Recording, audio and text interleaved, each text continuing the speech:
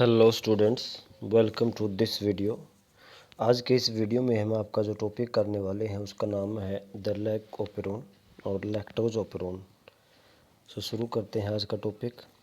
The elucidation of lac operon was also a result of a close association between geneticist Jacob and biochemist Monod. तो सबसे पहले जो discovery की थी वो लैक ओपेरोन की उन्होंने किया था, एक जेनेटिस्ट थे जिनका नाम था जैकोब और एक बायोकेमिस्ट थे जिनका नाम था मोनार्ड। तो इनको याद रखना है। जो डिस्कवरी है इन दोनों के ही कंट्रीब्यूशन से लैक्टोज ओपेरोन की स्टडी हुई थी, Jacob and Monod.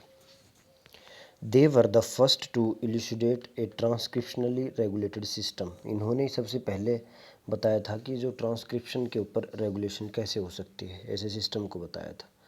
In lac operon, a polycistronic structural gene is regulated by a common promoter and regulatory gene।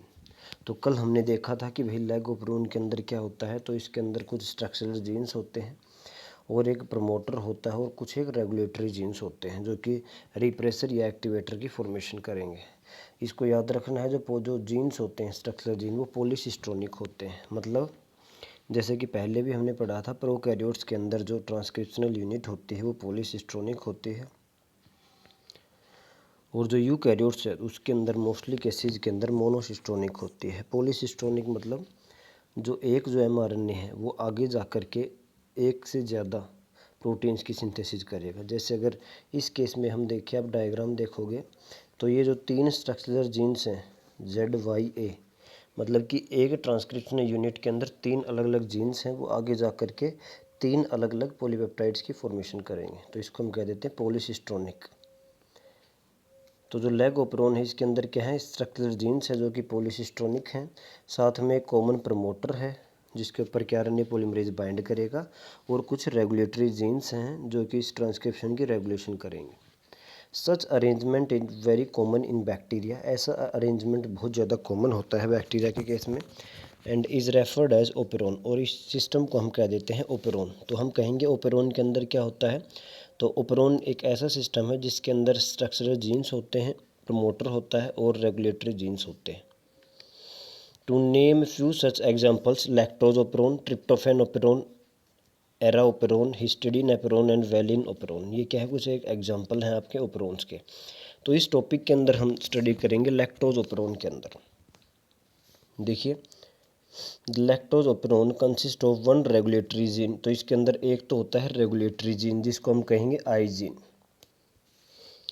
I does not refer to the inducer, rather it derived from the word inhibitor. तो जो आई का मतलब क्या होता है, inhibitor gene. तो वो क्या करेगा, इनहिबिट करेगा। And three structural genes. तो सबसे पहले क्या है, एक रेगुलेटरी जीन है, आई जीन है। उसके बाद तीन स्ट्रक्चरल जीन्स है जिसको हम कहेंगे जेड, वाई और A gene. I gene code for a repressor. I gene जो होता है वो एक रिप्रेसर के लिए कोड करता है। रिप्रेसर मतलब रिप्रेस, कम करना। तो ये क्या करेगा, जो ट्रांसक्रिप्शन की जो इनिशिएशन होगी, तो अगर ये एक्टिव रहेगा तो ये रिप्रेसर उसकी इनिशिएशन को होने नहीं देगा। Z gene code for beta galactosidase which is primarily responsible for hydrolysis of disaccharide lactose into glucose and galactose. तो जो आपका जेड जीन है वो क्या, किसके लिए, एंजाइम के लिए कोड करेगा।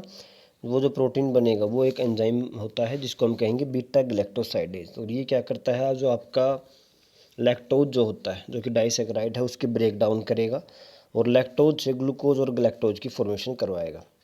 The Y gene code for a permease which increase the permeability of the cell to beta galactosidase.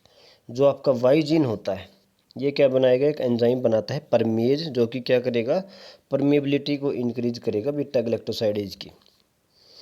The A gene code for transacetylase. जो आपका ए जीन है वो क्या करेगा, एक एंजाइम बनाएगा transacetylase. Hence all the three gene products in lactose operon are required for metabolism of lactose। तो ये जो तीनों जो जीन्स हैं आपके, बीटा ग्लैक्टोसाइडेज है, परमेज है और ट्रांस एसिटाइलेज है, जो तीनों जो जीन है इनका मेन रोल होता है आपका लैक्टोज को मेटाबोलाइज करने में। यदि कोई बैक्टीरिया लैक्टोज के ऊपर फीड कर रहा है तो उस लैक्टोज की अब अगर मेटाबॉलिज्म करना है तो उसके अंदर ये रोल रहेगा। मतलब लैक्टोज की अगर रिक्वायरमेंट है तो ही ये होनी चाहिए। In most other operons as well as the genes present in operon are needed together to function in the same or related metabolic pathway। तो ज़्यादातर ओपेरोन्स के अंदर क्या होते हैं, जो जीन जो होते हैं जिनको कंट्रोल कर रहे हैं वो साथ में प्रेजेंट रहते हैं। तो जो डायग्राम को हम धीरे धीरे समझेंगे अब क्या हो रहा है, देखिए आगे पढ़ते हैं। Lactose is the substrate for the enzyme beta galactosidase and regulates switching on end of the operon. जो लैक्टोज जो होता है मतलब जिसको मेटाबोलाइज करना है, वो क्या करेगा, वो जो एंजाइम मेन जो बनता है आपका बीटा गैलेक्टोसाइडेज जो इसको ब्रेक करेगा ग्लूकोज और गैलेक्टोज में, तो यही डिसाइड करेगा कि जो ओपेरोन है मतलब जो इस जीन को, जो तीनों जीन हैं इनको स्विच ऑन करना है या फिर स्विच ऑफ करना है इनका। Hence it is termed as inducer. तो जो लैक्टोज ओपेरोन में इंड्यूसर का काम कौन कर रहा है, लैक्टोज। क्यों? क्योंकि यही क्या करेगा, स्विच ऑन या स्विच ऑफ करवाएगा ओपेरोन को, यही डिसाइड करता है, रेगुलेट करता है। In the absence of preferred carbon source such as glucose, if lactose is provided in the growth medium of bacteria, the lactose is transported into the cell through the action of permease। देखिए अगर bacteria ऐसे माहौल में है जहाँ पर कि glucose नहीं है और वहाँ पे लैक्टोज है, तो क्या करेगा, अब वो लैक्टोज जो हो मीडियम के अंदर बैक्टीरिया उसको लेगा और जो एंजाइम आपको बताया था परमेज, उसकी मदद से सेल के अंदर इनटेक कर लेगा। Remember, a very low level of expression of lactoferrin has to be present in the cell all the time, otherwise lactose cannot enter the cell।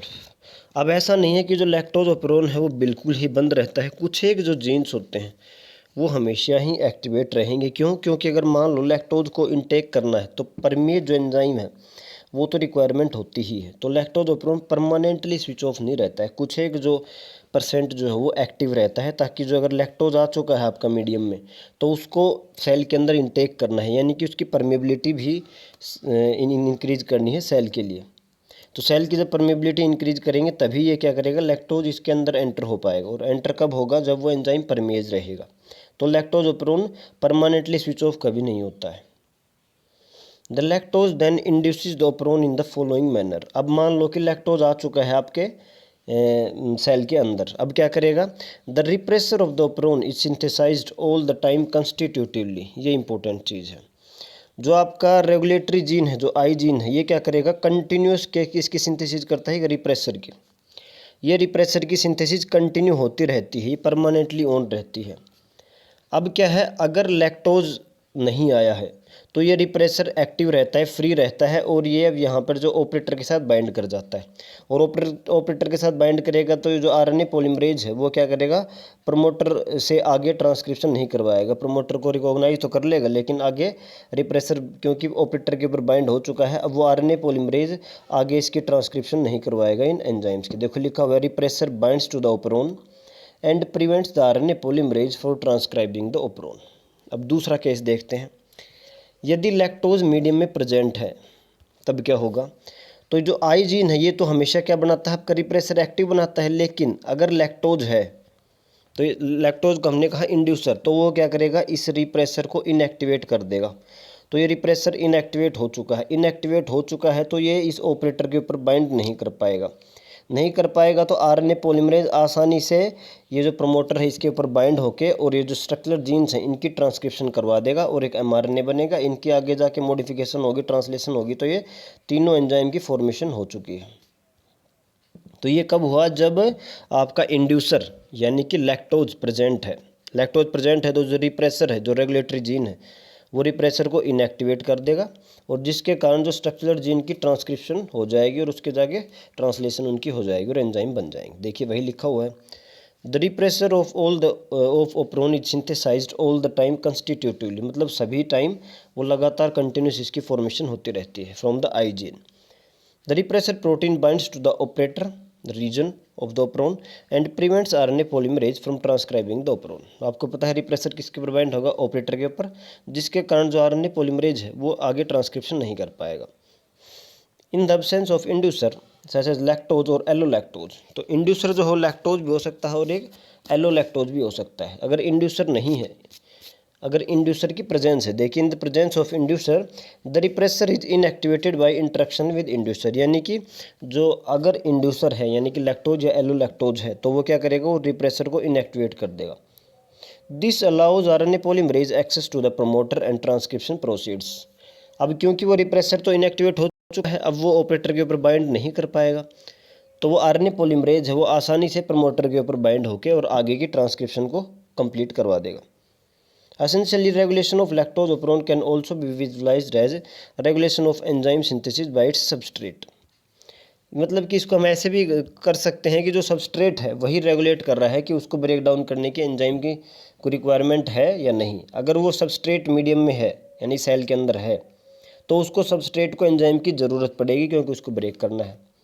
अगर वो मीडियम में है और सेल के अंदर भी है तो वो तीनों जो एंजाइम से बन जाएंगे। अगर वो नहीं है तो उस केस में क्या होगा, क्योंकि वो सबस्ट्रेट ही नहीं है तो उसको ब्रेक डाउन के लिए जो एंजाइम चाहिए उसकी भी रिक्वायरमेंट नहीं रहेगी, तो वो स्विच ऑफ कर देगा। देखो, regulation of lactose operon by repressor is referred as negative regulation. तो ये जो रेगुलेशन हो रही है, जो रिप्रेशर होता है वो क्या है, अगर रिप्रेशर प्रेजेंट है वो हमेशा एक्टिव रहेगा और एक्टिव रहेगा तो वो हमेशा उसको स्विच ऑफ रखेगा जब तक कि लैक्टोज नहीं आएगा।